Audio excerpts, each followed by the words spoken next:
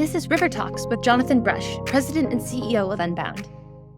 So I'm going to go on a bit of a rant today, and I'm going to attack another word, a phrase, a phrase that people use or a thing that people say that I think should be absolutely scrubbed from our vocabulary. And more than that, I think we should commit to not doing this thing.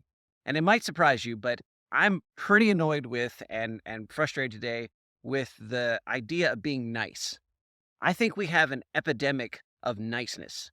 I think that we would do a lot better if we would commit to not being nice. And before you kind of jump on that and think, wait, so we're going to go around and be mean to people? I want to sort of back up and think about that term a little bit. And let's start with this. I want you to think carefully about your own life. And I want you to think about if you would use a phrase this way, or if somebody used it against you, if you think it'd be a good thing. So if somebody would say, well, he's a really nice guy. That person is really nice. They were super nice to me. They're a nice couple. That's a nice thing that people did. Okay, is that positive? Yes, it's generally positive.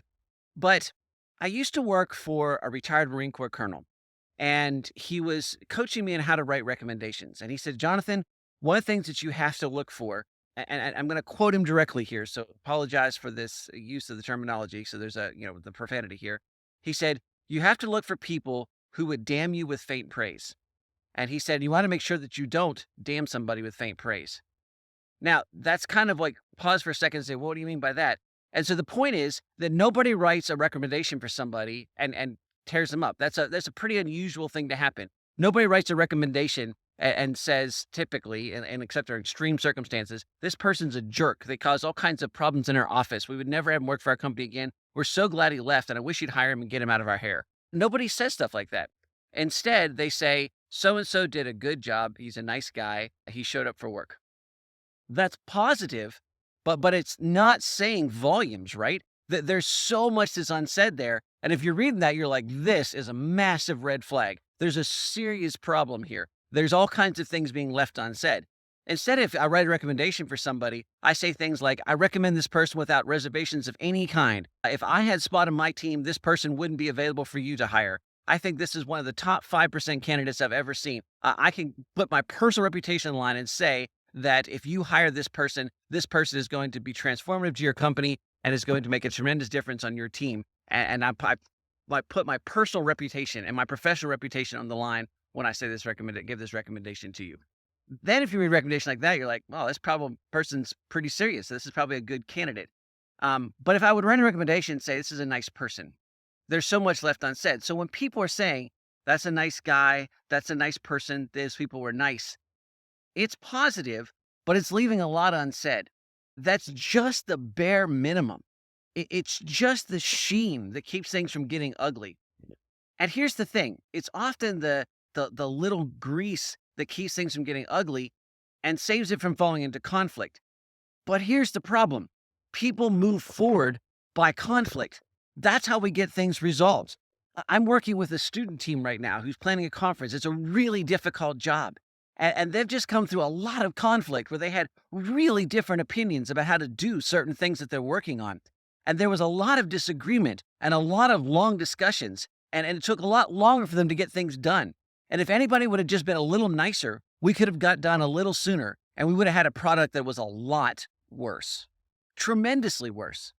Instead, I'm so proud of these students because they were willing to not be nice. They were willing instead to be firm, to argue for their beliefs, to listen. They weren't mean. They weren't ugly to each other. Nobody was personally attacking anybody, but to advocate for their positions and to state why they thought the things that they believed. And the result was a tremendously better outcome, way better than what they started with. And it required people sacrificing some things and people giving up some things that they wanted and people thinking differently about things. But they got there through conflict, through disagreement. On another one of our student message boards for Unbound, we have a bunch of students having a theological discussion right now. And somebody posted the other day and said, I'm going to ask some pointed questions. I don't mean these personally. That's not a nice thing to do. The pointed questions are not nice. And the person responded and said, those were pointed questions, and thank you. They really sharpened my thinking, and they made me really consider this. These two people don't agree with each other. They're arguing from two very different positions. And yet their willingness to not be nice allows them to press into conflict, and that conflict allows them to learn from each other and sharpens their thinking. That's really important. I want to make this argument to you that you will not influence anybody by being nice. You won't get anything done by being nice. And ultimately, you won't help people by being nice. Certainly, you should be kind. More importantly, you should be loving. And to be loving means to want the best outcome for somebody, even when it's difficult to get there. Think about this from a parenting standpoint. I don't want a nice parent. I don't want to be a nice parent. My kid doesn't need a nice parent. They need a parent that loves them. And a loving parent will do things that the child doesn't like occasionally. They will discipline them. They will tell them they can't do things that they want to do. They will make them go to bed on time. They'll make them obey rules and do chores. None of those things are nice. They are loving. They do have an impact. They are influential. And they're the kinds of things that train children to become adults. You won't get anywhere by being nice. You're not helping anybody by being nice.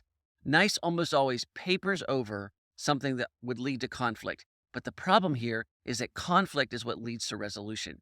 It's what changes people's minds. It's what influences people. Ultimately, it's what helps people. If done correctly, of course, and that may be a subject for another podcast. But for right now, I just want to challenge you to stop being nice.